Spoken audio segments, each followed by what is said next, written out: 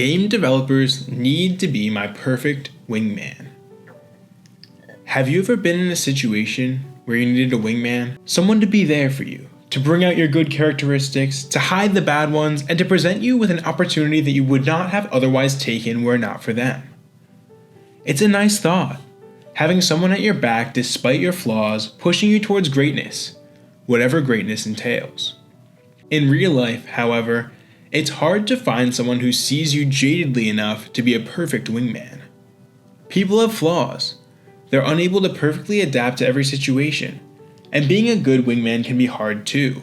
Once you recommend a person for something, it reflects on you and your values. This can easily backfire, especially if the recommendation performs poorly.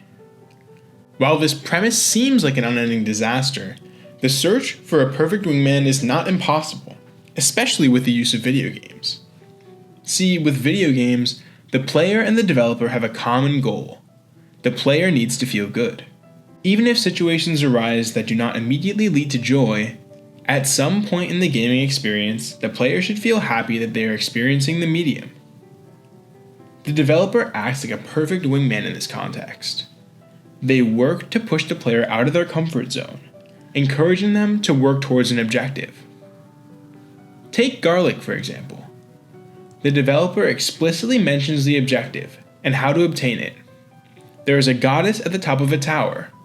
If I traverse it effectively, I can potentially swoon her. The developer sets me up for success, giving me an opportunity to attempt something that would bring me joy. It works for the developer too. There is no conflict of interest, as there are an unlimited number of players that they can effectively give this recommendation to.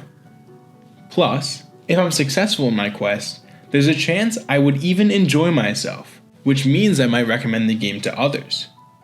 Encouraging the player to feel powerful and motivated to take these steps, acting like any solid wingman would do, is a keystone to garnering solid sales success. It's hard not to see this in action. Almost every game has something to work towards. I could be trying to complete all the levels in Super Mario Bros. 3, or just trying to pay rent and luck be a landlord. Developers recognize that putting players in positions where they can thrive is important. It's not even like developers are restricted from placing me in positions where I can lose either. A wingman is more concerned with giving me the opportunity to take my shot. Even if I'm on my 6th consecutive death in Titan Souls, since the developers gave me the opportunity to push myself, the wingman has done most of their job. Most games recognize this and do it well. Any game with a story sets me up for success, putting me in a world where I can grow, thrive, and succeed. Every new creature I can connect with in Symphony, every house in Cave Story's Secret Santa, and each new world in Donkey Kong Country Returns set me up for success, giving me the ability to take my shot at a potentially riveting experience. Most games are good at this. Regardless of the quality of my enjoyment, most games do a great job at providing me the opportunity to take a shot at fulfillment.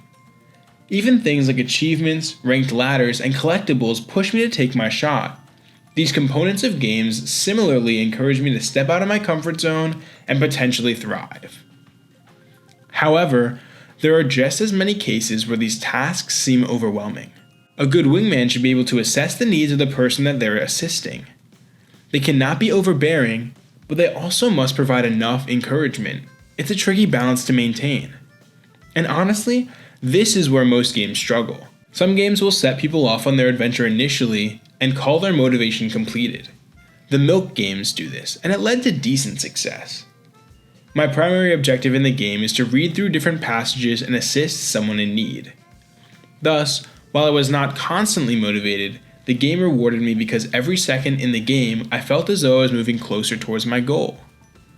However, some arcade games don't resonate with me as much.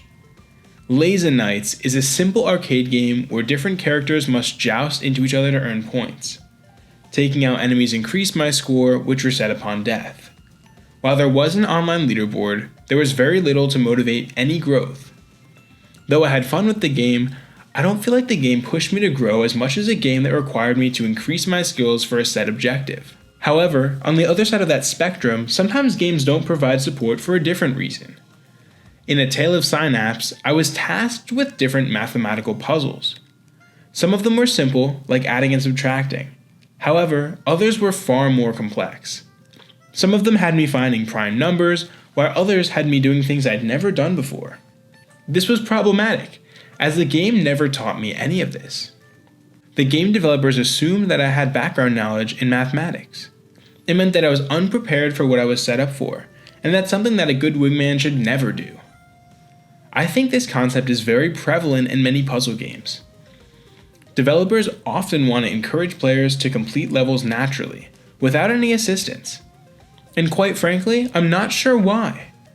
Games are often about learning. Whether it is new strategies, techniques, or even designs of characters, games are motivating because of the unique learning experiences that they cultivate. I don't think that it takes anything out of a game to teach something new. Games should provide outlets for me to learn and ask for support when I need it. That's what a good wingman would do. This is often relevant in many multiplayer games too. A lot of the time, it's impossible to learn high-level strategies within the game itself. Many older fighting games, such as The Last Blade 2, have tutorials. However, they're not in-depth enough to show how mechanics should be used, how to generally play fighting games, and a lot of the time, there are better combo attacks than those they've shown. Even newer games fail to include detailed tutorials for each of their characters, so it can be challenging for fighters to get into the game, especially as the metagame develops. At the same time, even when developers try to aid, the support can be overbearing. In Big Thinker's Kindergarten, I couldn't begin any of the minigames without hearing a detailed tutorial, even after just playing it. These extensive dialogue sessions took me out of the game and made it much less enjoyable for me. However, leniency can still be a great option for developers to encourage their players. In Super Magbot, I could skip a few levels in each world while still making it to the final boss. This is great, as the levels are tricky, and the leniency helped motivate me to complete the endgame, even if an individual component was too challenging. Another key component of this is that the game doesn't just let me give up entirely. While my wingman, the developer, gave me some leeway, they still pushed me out of my comfort zone by encouraging me to complete most of the levels in each world. I had to complete all of them but 3. Simply put, having a wingman is nice, and having someone constantly motivating me to complete objectives in a video game feels almost just as nice. While most developers understand the idea of setting up a player for success, I think there's a lot of room for growth that can be found through effectively nurturing a player. Striking the right balance between being overbearing and apathetic is tough, but when a developer gets it right, it certainly is appreciated. Thank you so much for watching.